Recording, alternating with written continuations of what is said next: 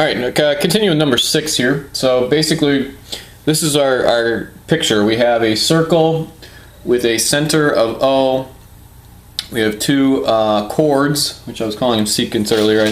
They're actually chords, which are pieces of secants. We have chord RS and chord FG and points P and Q on both of those. What they tell us in the problem is that FG is perpendicular to OP. So that means we have a right angle right there, and you should be able to see that. And then it tells us that RS is perpendicular to OQ, and that means we have a right angle there. And then it also tells us that FG is 20, and that RS is 24, and that OP is 14. So those are the givens in this problem. What I'm going to do is, they're asking for what X is, and this is kind of a two-step type problem where we have to figure out what the radius is and then apply that to the other piece, so we have an unknown.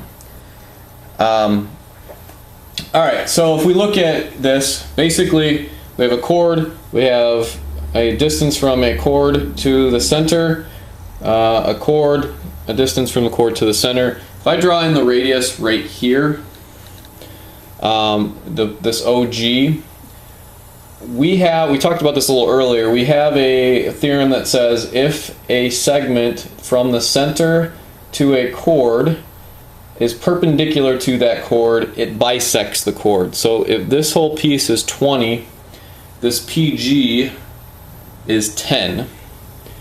Right? And then if we do that over here as well, we have the same thing. Right? This is 24. This is a perpendicular from the center to the chord. It's going to bisect, so this is 12. We have our unknown, which is X. But what I'm going to do is I'm going to find this piece by finding this piece using this 10 and 14. So 10 and 14, so this is 10 squared. This is our right triangle. We're going to use Pythagorean theorem. This will equal, I'm going to call this R, will equal R squared.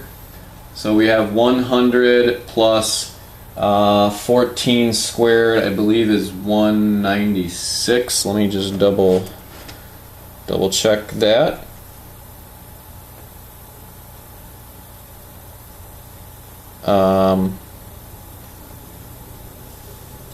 Yeah. So that's equal to R squared. So then we have 296 is equal to R squared. So the square root of 296 will equal R. That's not going to be, I don't believe it's going to be a perfect square. It should not. So it's not. So I'm just going to leave this as square root of 296 because that's going to make the calculation over here easier. So I found the radius by using the legs over here. I'm going to find the X, one of the legs, by using what we found here, right? Radii are congruent. So this is equal to square root of 296. Alright, and then I'm going to do Pythagorean theorem with this triangle right here. So this will be, find a good spot here, and maybe we'll go down a little bit. So this is going to be x squared plus 12 squared is going to equal the square root of 296 squared. So x squared plus 144 equals 296, right? The square of a square root is just what's underneath the square root.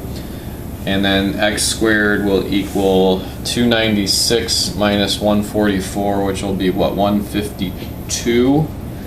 And it asks for the round to the nearest tenth, so I'm just going to calculate that in the calculator.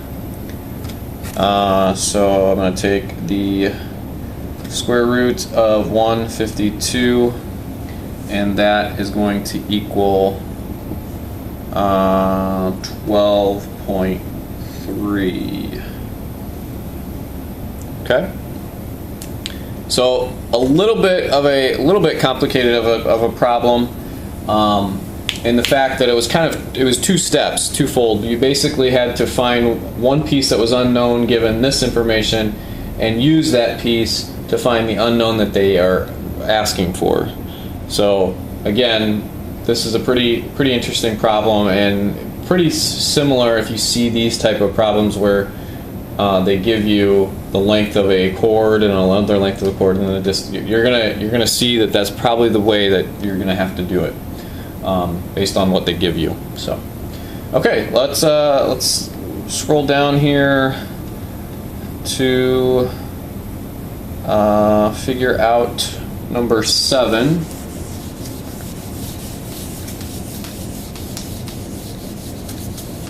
What I'll do is I'll